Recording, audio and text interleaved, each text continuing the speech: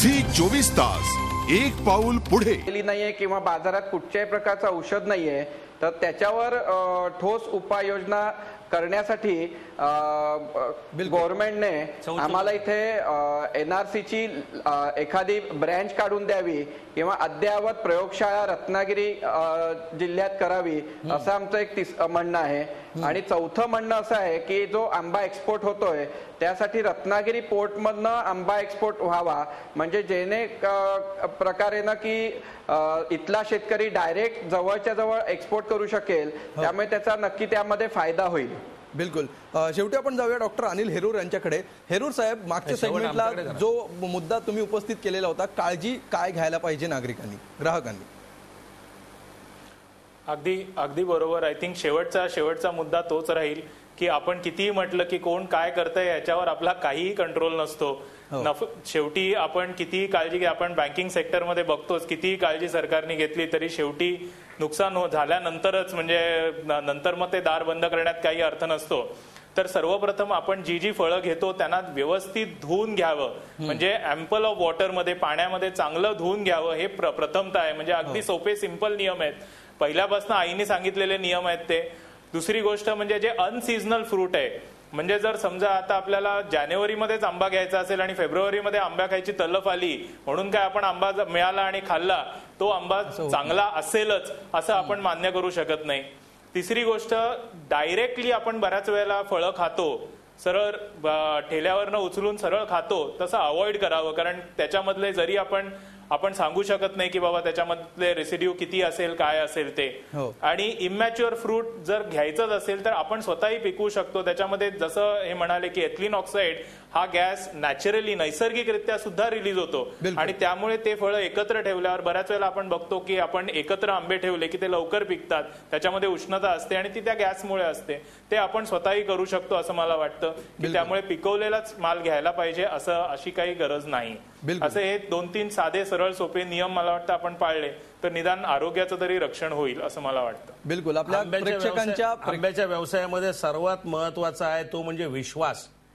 तुम्ही कोणाकडून आंबे घेता याच्यावरती संपूर्ण आंब्याचं सगळं हे अवलंबून आहे। आमच्याकडे कुठचा शेतकरी माल पाठवतो आणि आम्ही कोणाला माल देतो, तेव्हा कोणाकडून खात्रीलायक माणसाकडूनच आंबे विकत घ्या आणि भरपूर आंबे खा।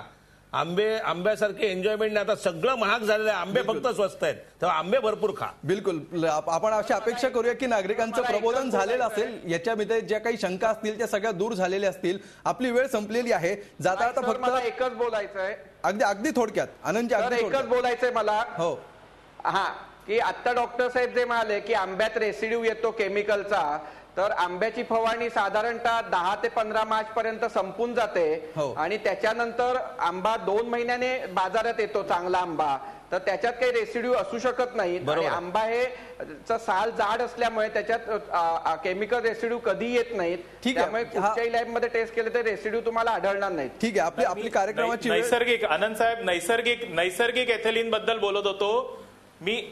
हो ठीक आहे, शंका दूर झाली असेल प्रेक्षकांची। आपली वेळ संपलेली आहे। अशोक खांडे, फक्त शेवटी सांगा की आंब्याचा भाव सध्या काय चाललाय तुमचा? आंब्याचा भाव आणि नटीचं वय, आंब्याचा भाव आणि नटीचं वय खरं सांगता येत नाही, जास्त सांगितलं तर ती आउट ऑफ मार्केट जाते। कारण आंब्याचा भाव अच्छा सांगतो त्याचं, म्हणजे हे जरी विनोदाचं उत्तर असलं तरी ते खरं आहे की काय साईजचा आंबा आहे। साधारण 350 ते 350, 300 ते 350 ग्रॅम, 250 ते 300 ग्रॅम अशा आम्ही कॅटेगरीज केल्या आहेत। जम्बो, ए, बी, सी, त्याप्रमाणे आम्ही म्हणजे तीच आहे, चौथीच आहे, साईज प्रमाणे। कमीत कमी 250 रुपये, कमीत कमी तुम्हाला जर 250 रुपयाने आंबा खाल्ला तर तो आतमध्ये काय निघेल आणि काय निघणार नाही याची आम्ही गॅरंटी देऊ शकत नाही। तुम्हाला गॅरंटीने जर आंबा हवा असेल तर तो अशोक खांडेकडे तुम्हाला घ्यावा लागेल, किंवा म्हणजे अशोक खांडे मी नाव घेतलं फक्त, तुमच्या विश्वासातला जो माणूस आहे, ते आता देसाईंनी एवढं मोठं नाव बनवलंय, आमचे डॉक्टर भिड्यांनी गोगटे तिकडे देवगडला गोगटे आहेत, पाटणकर आहेत, त्यांचा आंबा मार्केटमध्ये आला की तोच मागतात। बिलकुल। म्हणजे हा जो विश्वास, आंबा हा पण विश्वासाचीच गोष्ट आहे। साधारण प्रत्येकाचा आंबा व्यापारी सुद्धा ठरलेला असेल। महाराष्ट्राची ती संस्कृती आहे, परंपरा आहे, आणि ती महाराष्ट्रात अशीच टिकून राहावी अशी आपण अपेक्षा करूया। शेवटी आजचा रोखठोक प्रश्न आपण बघूया। आज आम्ही प्रश्न विचारलेला होता, सध्या बाजारात असलेला आंबा आरोग्याला हानिकारक आहे का? 70% लोकांचं सध्या म्हणणं असं आहे की होय, हा आंबा आरोग्याला हानिकारक आहे. 30% लोक नाही म्हणतायत. अजूनही 70% लोकांच्या मनात शंका आहे.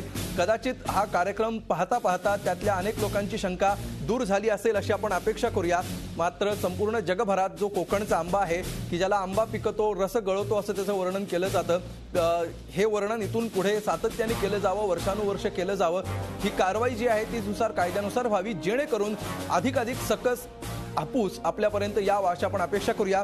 या चर्चेत आल्याबद्दल आणि महाराष्ट्राच्या मनात ज्या शंका होत्या त्या दूर केल्याबद्दल महेश जगडे, अशोक हांडे, आनंद देसाई आणि डॉक्टर अनिल हेरू तुम्हा चौघांचेही मनापासून धन्यवाद. रोखोकमध्ये आज इतकंच. ताज्या बातम्यांसाठी पाहत रहा झी24 तास.